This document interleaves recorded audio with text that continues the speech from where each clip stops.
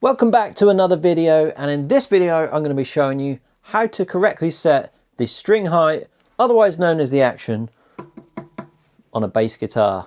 Let's get into it. Now, bass guitars are just so much nicer and easier to work on than regular guitars, and that's coming from a guitarist myself, but everything is just slightly bigger, slightly more stable, and just easier to work with in general. But the fundamentals of setting the string height, the action, are exactly the same as on a regular guitar. The action is in fact a combination of 3 adjustments rather than just the obvious saddle height at the bottom. Number 1 is the height over your nut. Now, this can vary depending on the quality of the guitar, but for the purpose of this video, let's assume that the string height over the first fret from the nut is okay. Sometimes these do require some adjustment from the factory, but for now, we're just going to assume that's fine and already been done, which on this bass it has. Then the second thing to check is the relief on the neck, which I'll show you in more detail, but that's just how much bow is in the neck.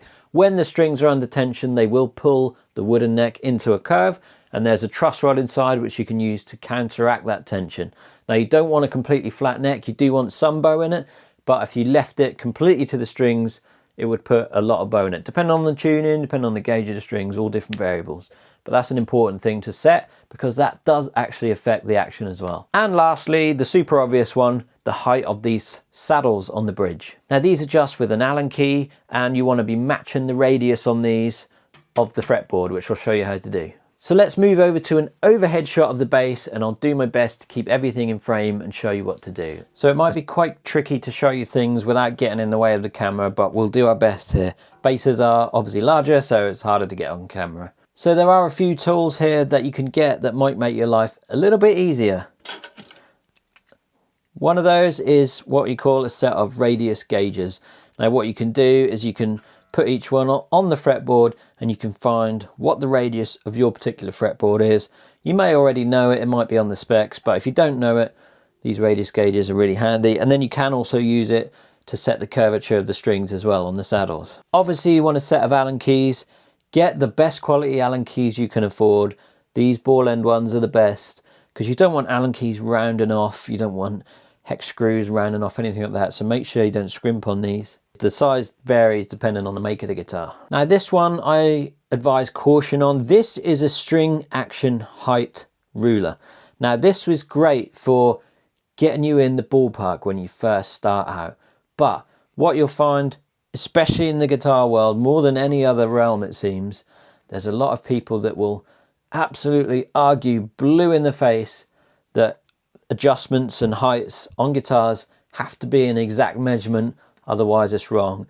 That is complete and utter nonsense, okay? Anyone who's a tech will tell you that is nonsense, because a lot of the time your clients will go by feel. They'll tell you what feels good in terms of string height. Some will go by the numbers, so you can't rule it out completely. You have to learn the numbers, but a lot of clients will just show you the kind of height they like and you go from there. So it's much, much better to learn from feel what is the ideal string height on the low and the high strings. Same for a guitar, but when you're first starting out, one of these will get you in the ballpark very, very quickly. So again, we're assuming that our nut slot is cut correctly so that the string over the first fret is not too high and not too low. It's an often overlooked part of the guitar setup, but if it's a higher quality guitar, usually they're okay. If you're on the budget end, you're going to want to get those adjusted. So as I mentioned in the intro, the other thing that you need to check is the relief on the neck, which is how much bow is in it. Now, again, this is another one where purists will tell you it has to be a certain measurement or it's wrong. Complete nonsense. What you want to do is fret the last fret and fret the first fret.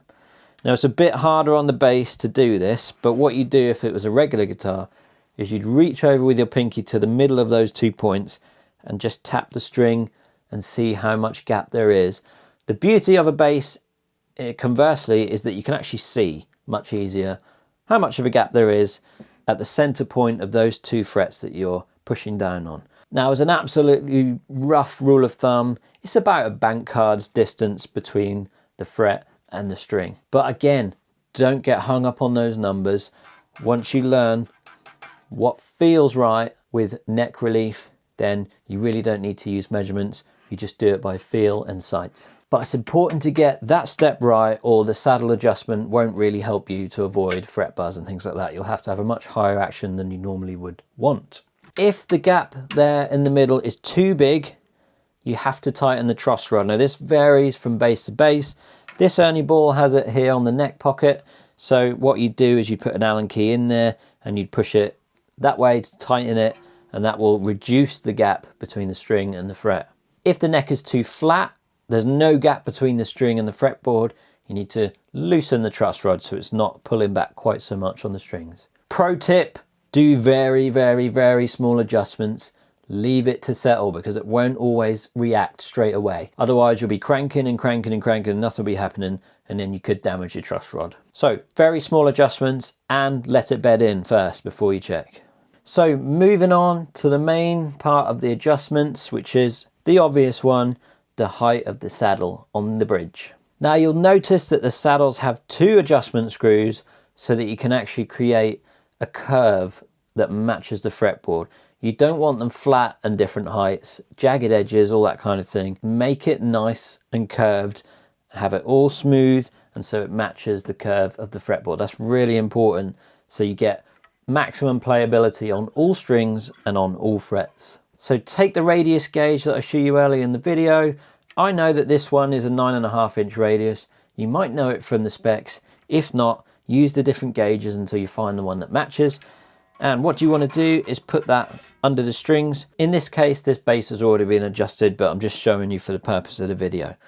So what you would normally do, we'll use this for the purpose of the video.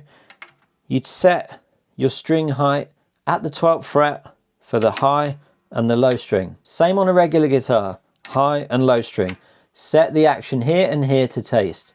That's step 1. Now, if these middle strings are low down, the easiest thing I find to do is just raise them right up, just so they're out of the way, and they take them out of this equation. So you know that this string and this string are the correct heights, the heights that you want.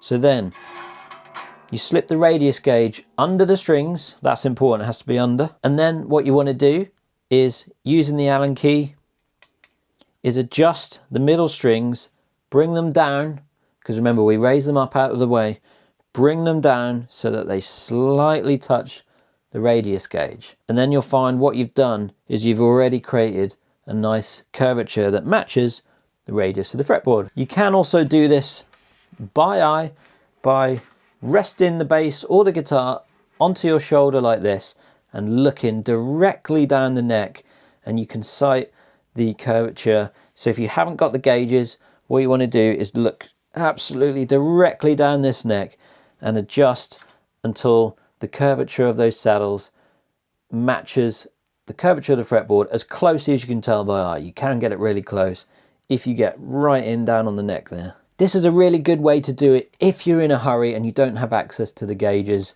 You can get some great results this way too. But remember, use both screws to create a curve. You don't want different heights but square. You want the next one to follow from that one and follow a curve around. Now, although they are the 3 measurements for setting string height, it's important to remember that any one of these measurements could in fact throw out the intonation on the guitar or the bass.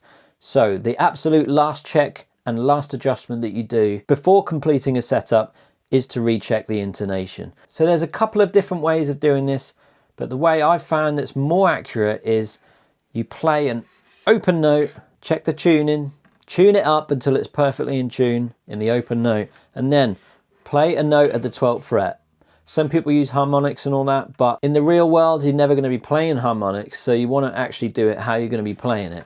So play an open note, tune it up super accurately, then play the 12th fret, check that tuning. It should be absolutely the same. If it isn't, it requires adjustments at the screws on here. It will change the distance that the saddles are away from the nut. So if when you play the note at the 12th fret, it's flatter than the open, you need to move the saddle closer to the nut. And if it's sharp when you play the 12th fret, you have to move the saddle further away from the nut.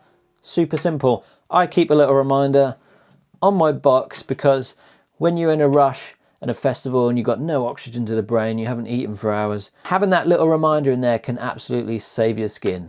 So that, in a nutshell, is how you set the action on a bass guitar. Now just remember, no matter what you do here, there's always going to be someone that tells you you're doing it wrong, but take it from a working tech, this is a really good way and it works. I hope that's been a help to you. Please consider subscribing if you like what you see, and I'll see you in the next video.